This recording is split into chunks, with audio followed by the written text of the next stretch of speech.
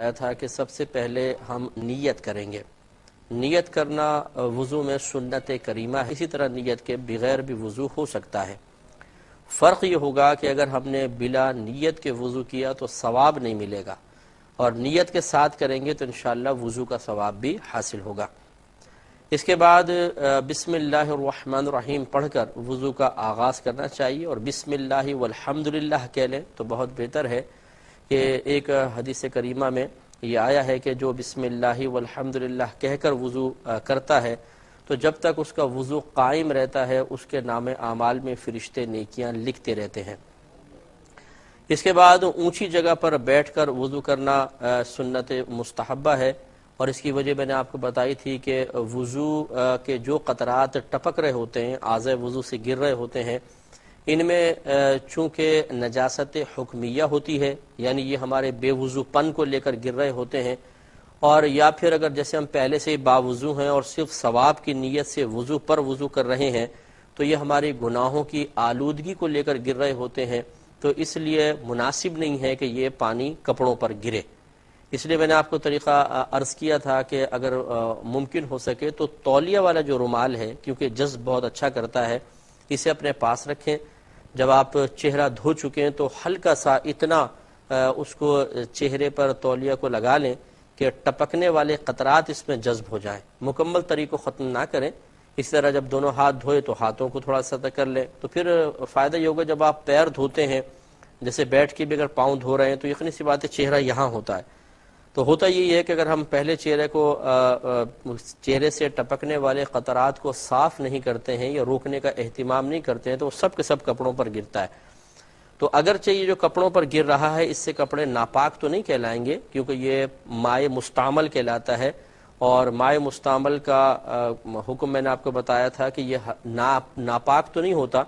لیکن یہ گناہوں کی آلودگی لے کر نکل رہا ہے، گندگی کے ساتھ گر رہا ہے، تو اس لیے اس کا کپڑوں پر گرانا مکروہ تنزیہی ہوتا ہے۔ ہاں یہ ضرور ہے کہ فقہاء نے واضح طور پہ لکھا کہ اگر یہ وضو کے قطرات مسجد میں ٹپکائے جائیں تو مکروہ تحریمی ہے، یعنی حرام کے نزدیک ہیں، اس لیے کہ مسجد کو اس قسم کے پانی سے آلودہ کرنا شرعاً جائز نہیں ہے۔ ویسے بھی پانی نہیں گرانا چاہیے، لیکن یہ تو ہماری گناہوں کی گندگی سے آلودہ پانی ہے یا پھر ہماری نجاست حکمیہ کو لے کر گر رہا ہے، اس لیے مسجد میں یہ پانی نہ گرایا جائے، یہ بہت ہی بہتر ہے۔ اس لیے اگر گرے گا تو یہ مکروہ تحریمی ہے۔ تو اس سے ہمارے وہ بھائی بھی درس حاصل کریں کہ جو کبھی ملاحظہ کرتے ہیں کہ امام صاحب جماعت کروا رہے ہیں اور ان کو خوف یہ ہوتا ہے کہ اگر تھوڑی سی بھی دیر ہوئی تو شاید امام صاحب رکوع میں چلے جائیں گے، تو جلدی وضو کر کے اور پھر بھاگتے ہیں مسجد کے فرش پر، اور ان کے داڑھی سے، ان کے چہرے سے یا ہاتھوں سے پانی ٹپک رہا ہوتا ہے اور مسجد کا فرش آلودہ ہو رہا ہوتا ہے۔ لیکن جماعت حاصل کرنے کا شوق اس گناہ کی راہ میں رکاوٹ نہیں بن پاتا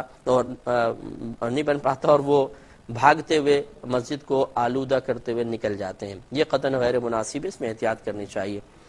اس کے بعد اب ہم کلی کریں گے۔ پہلے کلی کریں، سیدھے ہاتھ سے کلی کرنا سنت مبارکہ ہے، اور کلی کرنے کا مطلب صرف یہ نہیں ہے کہ تھوڑا پانی منہ میں لیں اور گھما کے پھینک دیں،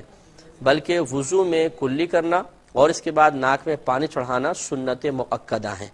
سنت مؤکدہ کا حکم یہ ہے کہ ایک دو بار ترک کیا تو برا کیا، اور ترک کی عادت بنا لیں گے تو گناہگار ہوں گے، اور اس میں غرغرہ کرنا بھی سنت ہے، اس لیے غرغرہ کیا جائے۔ آج کے پہلے سائل منتظر نے پہلے کال لیتے ہیں، پھر انشاءاللہ میں سلسلہ کلام جاری رکھنے کی کوشش کروں گا۔ السلام علیکم۔ تو میں آپ کو بتا رہا تھا کہ وضو میں کلی کرنا اور ناک میں پانی چڑھانا دونوں سنت مؤکدہ ہیں، لیکن کلی کرنے کا یہ طریقہ نہیں ہے کہ تھوڑا سا پانی لیا اور صرف منہ میں گھما کر پھینک دیا، بلکہ غرغرہ بھی کرنا ہے۔ تو گویا کہ منہ میں پانی گھمانا پھر غرغرہ کرنا، یہ دونوں مل کر ایک سنت مؤکدہ ہیں۔ تو اگر کوئی صرف منہ میں پانی گھماتا ہے اور غرغرہ نہیں کرتا ہے تو اس کا مطلب ہے کہ وہ سنت مؤکدہ پوری نہیں کر رہا ہے۔ اور آپ کو معلوم ہے کہ سنت مؤکدہ، جیسے بھی میں نے بتایا کہ سنت مؤکدہ کا ایک دو بار چھوڑنا برا ہے، یعنی گناہگار تو نہیں بنیں گے، شریعت ناپسند کرتی ہے، لیکن اگر اس کے چھوڑنے کی عادت بنا لیں گے تو پھر گناہگار بھی ہوں گے۔ تو اس لیے کلی غرغرے سمیت ہی کریں، اگر کوئی نہیں کرتا ہے تو آئندہ کرنے کی کوشش کریں۔ ایک دفعہ کلی کرنے کے بعد پھر مسواک کرنا سنت مؤکدہ ہے، یہ بھی سنت مؤکدہ لکھا ہے فقہاء نے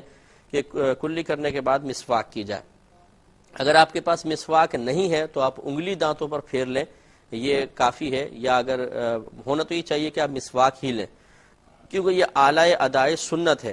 تو اس کی جگہ یقیناً ٹوتھ برش نہیں لے سکتا ہے، لیکن بالفرض اگر کسی کے پاس مسواک نہیں ہے تو وہ ٹوتھ برش بھی کر سکتا ہے اور دانتوں پہ انگلیاں وغیرہ انگلی پھیر لے، لیکن ایک مسواک ضرور اپنے پاس لکڑی کی مسواک رکھیں، کہ یہ ہمارے نبی کریم صلی اللہ علیہ وسلم کی سنت مبارکہ ہے۔ تو اگر کوئی انگلی سے مل لے گا یا برش کر لے گا تو یاد رکھیں کہ یہاں دو سنتیں تھیں، ایک ہے دانتوں کو ملنا جس کو سواک کہتے ہیں، سواک مینس دانتوں کو ملنا، اور ایک اس دانتوں کو ملنے کے لیے لکڑی استعمال کرنا، یعنی لکڑی کی مسواک استعمال کرنا، دو سنتیں ہیں۔ تو لہذا اگر کوئی دانت صاف کر لیتا ہے یعنی انگلی کے ذریعے یا برش کے ذریعے تو ایک سنت تو پوری ہو گئی، لیکن دوسری سنت بھی پوری کرنی چاہیے۔ تو اس لیے بہتر یہ ہے کہ آپ اپنے گھر میں ایک مسواک لے کے رکھ لیں، جب وضو کرنے لگے تو تھوڑا سا دانتوں پہ پھیریں تاکہ نبی کریم صلی اللہ علیہ وسلم کی سنت مبارکہ ادا ہو سکے۔ کلام